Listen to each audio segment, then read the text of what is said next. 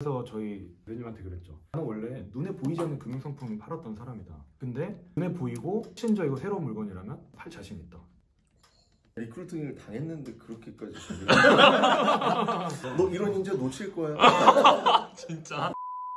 은행을 퇴사하고 나서 보통 무슨 일 하세요? 은행은 그만두는 사람의 수가 굉장히 적고요. 보니까 집안이 좋은 친구들이 빨리 그만두더라고요. 부모님이 너 이제 할 만큼 했다, 이제 들어와라, 이제 뭐 그런 케이스가 좀 있었던 것 같아요.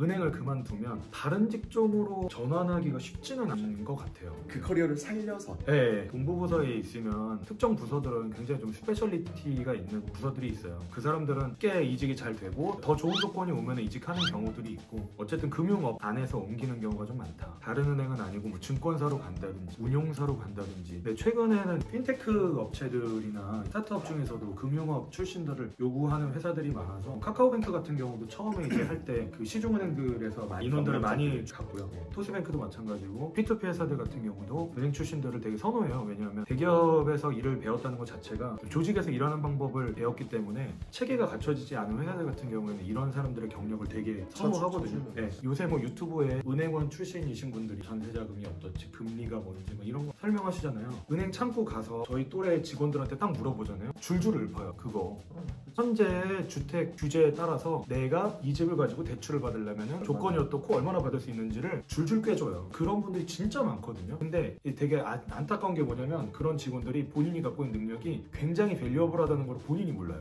나와봐야지 알아요. 그거를 주제만 바뀌는 거지. 아이템만 바뀌는 네, 세일즈 스킬을 배우면 제가 봤을 때 뭐든 할 수 있을 것 같아요. 저도 은행에서 오래 다녀보니까 세계관이 굉장히 갇혀요. 이거는 사실 다른 회사도 다 마찬가지일 거예요. 은행 안에 있는 사람들한테 그 일이 굉장히 절대적인 일인데 외부에 있는 사람한테는 아무것도 아닌 일이거든요. 나와서 바라보니까 요만한 일이었다. 네, 그렇게 인생을 좌우할 만한 일은 아니었구나. 조직도 크다 보니까 그 일이 되게 큰 건 맞아요. 그 안에서는. 근데 사실 나와보면 더 넓은 세상이 있고 더 많은 돈을 벌 수 있는 기회와 이런 것들이 있다라는 거를 느꼈으니까 저도 이제 나왔겠죠. 뭐 밖에 경기가 어렵다 막 이렇게 많잖아요. 본인 인생에 스스로 자신감이 있다면 나오잖아요. 돈 벌 일은 세고 셌습니다. 다만 그 일을 하기 싫어하고 귀찮고 내가 하던 게 있고 이런 생각을 가지고 있기 때문에 그냥 못하는 것 뿐이지, 이렇게 산업 간의 경계도 없고 국가 간의 경계도 낮아지고 있는 상황에서 어떻게 기회가 없을 수가 있어요. 저희 선배님들이 저한테 하는 말이 뭐였냐면, 대성아, 너 은행 사람만 만나지 말고 외부 사람들 많이 만나라. 제가 지금은 그 말이 너무 공감이 되는 게, 제가 나와서 이제 몸담고 있는 이 회사의 해당 분야의 사람들을 좀 만나고 그랬었어요. 근데 저는 이 사람들을 만나고 집에 가면은 그때 마음이 갑자기 허해지는 거예요. 전혀 다른 세상 속에 살고 있는 사람들의 얘기를 들으니까 내가 있는 공간이 너무 좁아 보이는 거죠. 저희가 그래요. 네. 매주 일요일 그래요. 그러면 나는 그 분야에서 내가 할 수 있는 일이 있을까가 이제 그때부터 제가 그 고민이 시작된 거예요. 진짜 열심히 살았어요. 왜냐하면 좋은 회사고 제가 덕분에 거기서 배운 걸로 가족들이 먹고 살 수 있는 재산도 만들고 다 했거든요. 그 조직에서 배운 DNA가 현재 제가 몸담고 있는 회사에 없었던 DNA예요.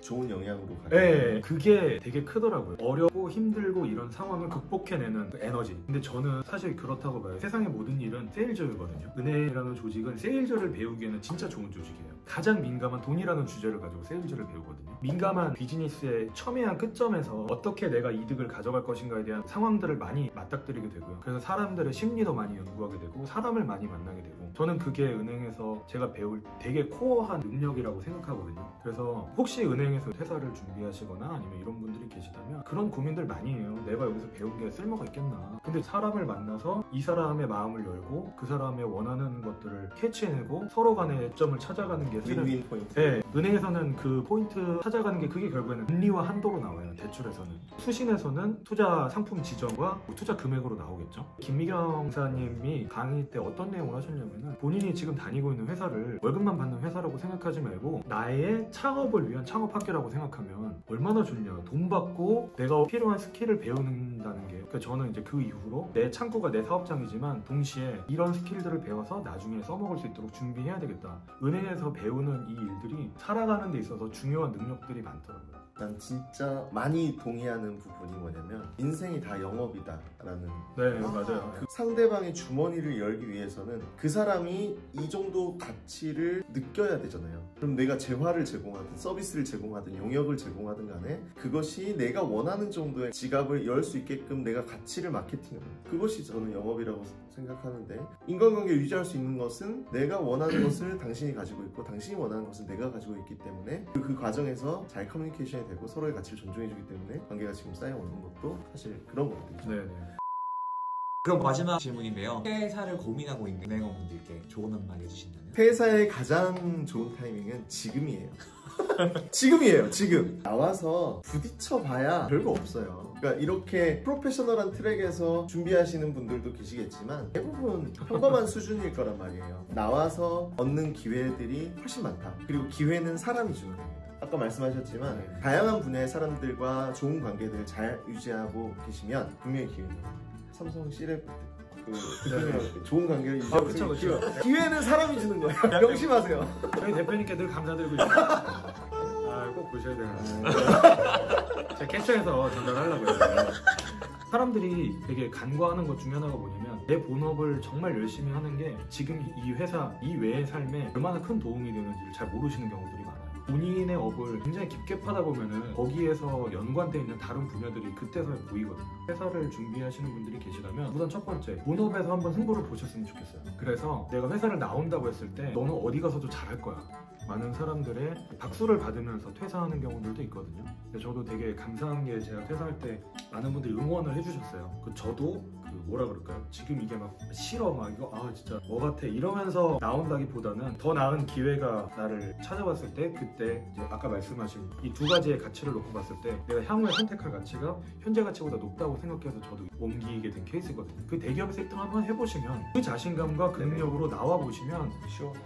상대적으로 쉬운 상대들이 있더라고요. 상대적으로. 물론 이 영역도 새로운 영역이고 저도 이제 매일매일을 생존을 위한 발버둥을 치면서 살고 있는데, 근데 그 기반은 여기에서 열심히 했던 거예요. 그래서 저도 저희 대표님한테도 리스펙트하는 부분이 뭐냐면, 삼성전자라는 어마어마한 회사에서 그 C랩 프로젝트라는 게 굉장히 많은 사람들이 지원을 했는데 어쨌든 거기서 3위를 해서 1기로 나온 거잖아요. 큰 조직에서 본인이 어떤 레코드를 찍어봤던 사람이기 때문에 그 노력과 에너지 그리고 그 애티튜드를 리스펙트 하거든요.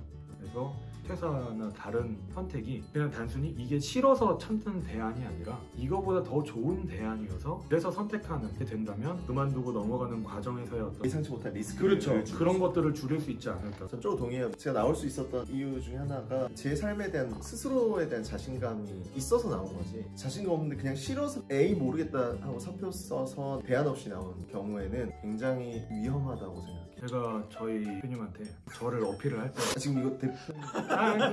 네, 그건 아니에요. 편진 줄 아신 것 같아요. 감사합니다. 그런 얘기를 했어요. 저는 눈에 보이지 않는 금융상품을 내 앞에 앉은 사람한테 15분 동안 설명해서 그 사람의 모아놓은 돈을 제가 원하는 그 상품으로 투자하게끔 만드는 거잖아요. 그거는 뭐냐면 내가 갖고 있는 지식으로 소비자의 머릿속에 그림을 그려주는 거거든요. 예를 들면 베트남 펀드를 만약에 가입을 시킨다. 그러면 저는 이렇게 얘기했었어요. 베트남 인구가 몇 명인지 아세요? 몇 명이라고 얘기하면 그 대답을 해드려요. 그리고 베트남의 평균 연령이 몇 살인 줄 아세요? 엄청 어리다고. 네, 굉장히 낮아요. 이 나라가 그 시점이었던 때가 언제인지 아세요? 저는 이렇게 물어봤어요. 1960년대 막 이래요. 그러면 그때는 주식시장이 없었지만 만약에 한국에 투자했다면 지금 수익률은 얼마일까요? 15분 아니고 지금 1분 만에 했어요. 그래서 저희 대표님한테 그랬죠. 나는 원래 눈에 보이지 않는 금융상품을 팔았던 사람이다. 근데 눈에 보이고 심지어 새로운 물건이라면 팔 자신 있다.